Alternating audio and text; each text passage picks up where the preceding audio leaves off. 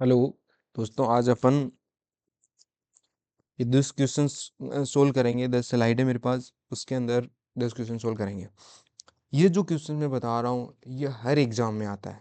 NTPC मान लो, CGL मान लो, C TET मान लो, आर टेट मान लो, एनटीपीसी है, यूपीसी, पीडीएम, किसी भी एग्जाम में इस प्रकार के क्वेश्चन आपसे पूछा जा सकता है। ये मैथमेटिक्स है। मैं आपको ट्रिक भी बताऊंगा, मैं आपको कॉन्सेप्ट भी बताऊंगा। और दोस्तों, अगर मेरा ये वीडियो अच्छा लगे तो आप सब्सक्राइब पे लाइक एंड शेयर कर सकते हो। फर्स्ट ऑफ ऑल, ये क्वेश्चन आया हुआ है एस्टेट में। एस्टेट 2022 के पेपर के अंदर ये आया हुआ है, पहला क्वेश्चन है। पर जरूरी नहीं है कि एस्टेट, आपको कॉन्सेप्ट सीखना है, ट्रिक सीखनी कि इसको कितना जल्दी आंसर करें। तो देखो, अगर ये इस प्रकार का अगर आपके पास क्वेश्चन आता है 20 प्लस रूट रूट रूट के अंदर ऐसा कुछ आ रहा है, एंड सो एंड आता है, इनफाइनाइट तक आ रहा है, तो आपको जो वो नंबर है उन पर देखना है कि 20 है। तो 20 जैसे देखोगे, इसके आपको क्या करना है, टुकड़े करने हैं, फैक्टर करने हैं, ऐसे कि गुणा करने के बाद 20 आ जाना चाहिए। और जो गुणा कर रहे हैं उन संख्याओं का जो अंतर है वो एक आना चाहिए, क्रमागत संख्या होनी चाहिए। या तो अंतर एक आना चाहिए या फिर वो क्रमागत संख्या होनी, मतलब एक के बाद दो आना चाहिए, दो के बाद तीन आ जाने, तीन के बाद चार आना चाहिए, चार के बाद पाँच। कहने का मतलब क्रमागत का मतलब ये होता है ना, तभी डिफरेंस बन आएगा। तो आपको ये सबसे बड़ी बात देखना है। पहले तो आपको इनफाइनाइट देखना है और प्लस देखना है, और ये 20 इस टाइप का है। तो ये तो मैं आपका इसके भी रीजन भी बताऊंगा इसके पीछे का कि ऐसा क्यों होता है। लेकिन पहले आप ट्रिक जरूरी है, क्योंकि ट्रिक नहीं सीखोगे तो टाइम लगेगा।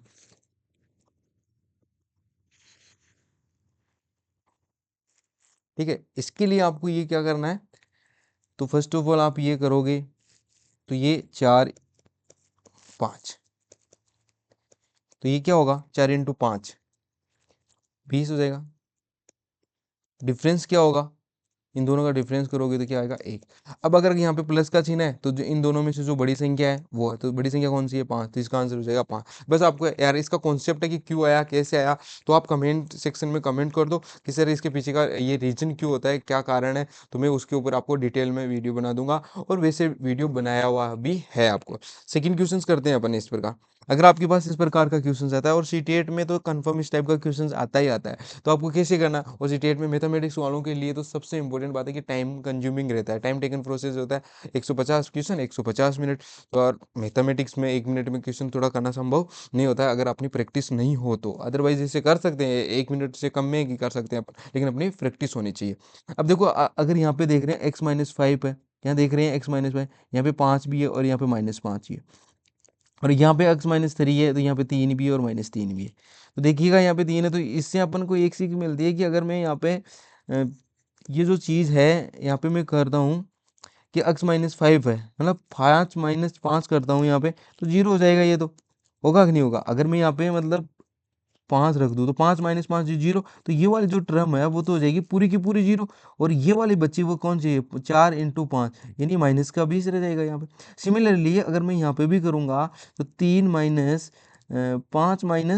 - 3 वही हो जाएगा कि 3 - 1 2, तो ये तो कतई बराबर नहीं होता। तो ये ऑप्शन तो नहीं होगा, 5 वाला। सिमिलरली मेरे पास ये प्लस की 3 भी है, तो ये भी रख के देख लो। तो यहाँ पे मैं जैसे 3 रखूंगा, ये अक्स की जगह 3 रखूंगा, तो क्या आएगा, 3 - 3 आएगा, 0 आएगा। तो ये वाली पूरी टर्म हो जाएगी क्या, 0। बचेगा किधर, बचेगा क्या, 3 बचेगा। फिर इधर देखेंगे तो 3 - 5 और माइनस ये वाला। तो देखो ये क्या आएगा, 3 - 2/4 मतलब 2, माइनस के 1/2, -4 × 3। तो ये 3 - 1/2 -4 × 3, तो 0।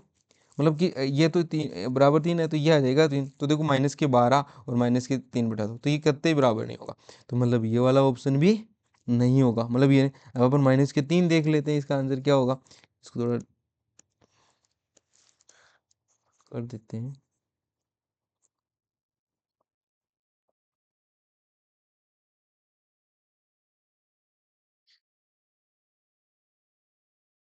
फिर देखो, जैसे रखा तो 3 -3 - 5/4 -4 × -3।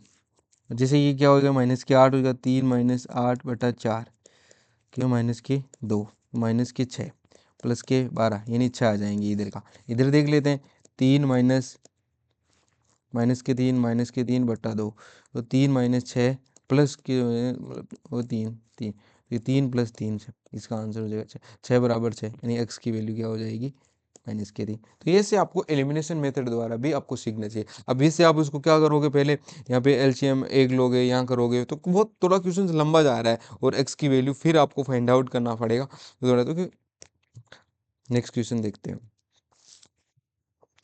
अगर ये क्वेश्चन आ रहा है कि नीचे दी गई संख्याओं में से सबसे बड़ी संख्या कौन सी है, जरूरी नहीं है आपके लिए ये क्वेश्चन ये आए, या कोई डेटा चेंज हो सकता है। सबसे छोटी संख्या पूछी जा सकती है आपसे, सबसे बड़ी संख्या भी पूछी जा सकती है। आरोही क्रम क्या है, अवरोही क्रम क्या है, असेंडिंग ऑर्डर क्या है, डिसेंडिंग ऑर्डर क्या है। आरोही क्रम में व्यवस्थित करते हुए से दूसरे नंबर की संख्या बताइए, तीसरे नंबर की संख्या बताएं, है ना। और फिर अवरोही क्रम में सेट करते हुए दूसरे नंबर की किसी भी प्रकार से क्वेश्चन पूछा जा सकता है। तो आपको अगर है ना क्वेश्चन सोल्व करते हो तो उसका कॉन्सेप्ट सीखो, पूरा कॉन्सेप्ट सीख लो, तो ये होगा। ऐसा क्वेश्चन मैंने आपको कराया, मेरे मतलब प्लेलिस्ट में भी पड़ा है, वीडियो में देख सकते हो कि इस तरह का।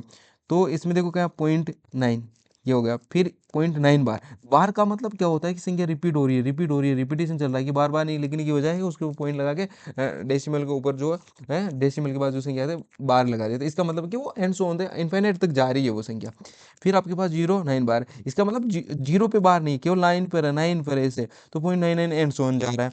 फिर आपके पास 09 ऐसा है 0.09 बार, 09 बार, 09 बार ऐसे है, और ये पॉइंट है। तो अब इनमें से सबसे बड़ी संख्या तो सीधी सी बात है, ये दिख रही है कि 0.99 सबसे 99 99 99 से 999 जा रहा है।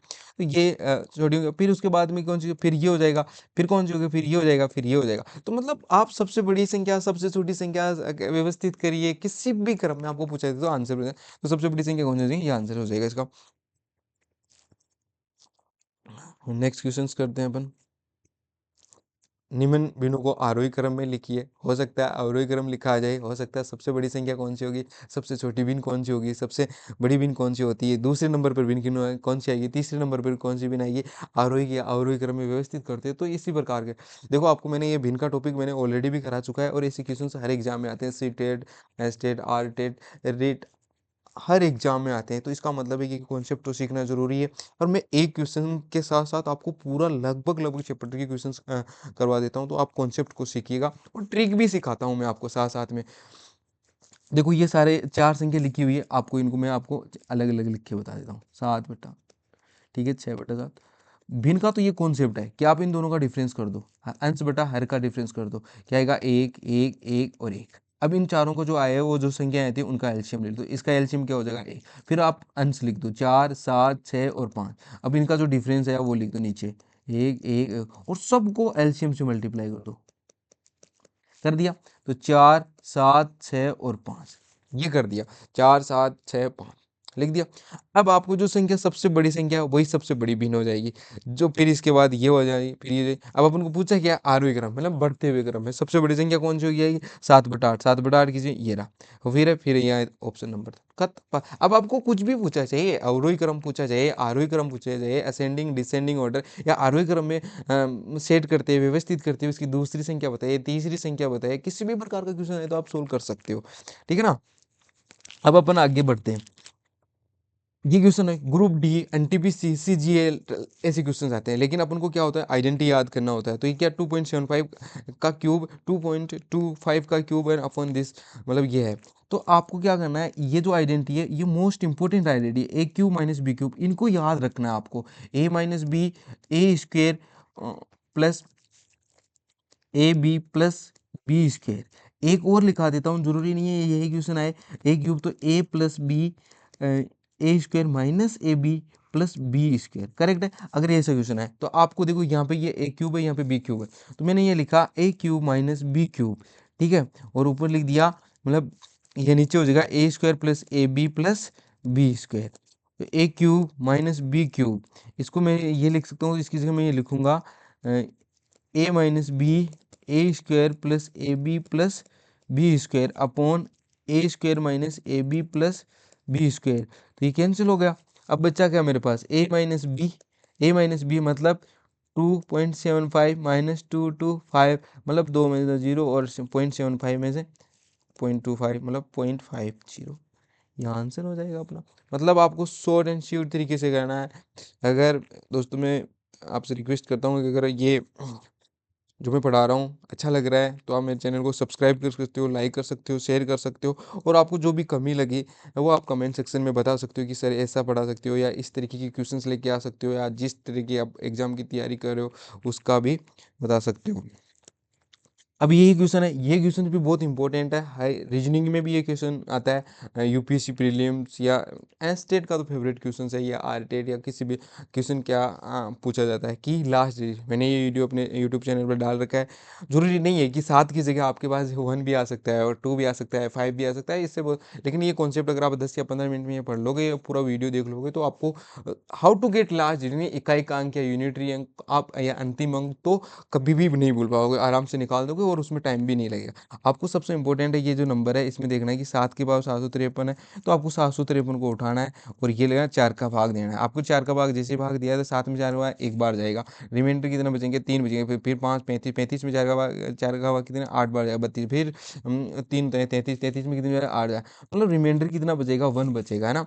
तो अब 7 की पावर 1 यानी 7, तो उसका आंसर हो जाएगा 7। और इसको पूरा वीडियो देखने के लिए आप मेरे यूट्यूब चैनल पे सर्च कर सकते हो, हैं इसका आंसर हो जाएगा अब हमारे पास है कि दी गया समीकरण a x square plus b x plus c equal to 0 ये व्यक्तिगत संदर्भ में कौन सा तथ्य सही है। मतलब नीचे जो दिया गया है जो स्टेटमेंट दे रखे हैं उनमें आपको करेक्ट देखना है कि दो भिन्न वास्तविक मूल होते हैं यदि बी स्क्वायर माइनस 4 ए से 0 ग्रेटर देन 0, मतलब कि अगर B square minus 4ac greater than 0, मतलब इसकी value B square minus 4ac की वैल्यू 0 से बड़ी आ जाती है, तो इसकी जो वास्तविक जो मूल होते हैं यानी रूट्स होते हैं वो क्या होंगे, रियल होंगे और डिफरेंट डिफरेंट होंगे। तो ये करेक्ट है। फिर ये दो बराबर वास्तविक मूल होते हैं तो यदि B square minus 4ac greater than 0 है तो क्या होंगे, मतलब कि अगर B square minus 4ac greater than equal to 0 आते हैं तो इसके जो मूल होंगे, जो क्वाड्रेटिक इक्वेशंस होगी, जो उसके रूट आएंगे वो क्या होंगे, सेम होंगे। मतलब मान लो 1/2 हो जाएंगे, रियल भी होंगे और समान होंगे।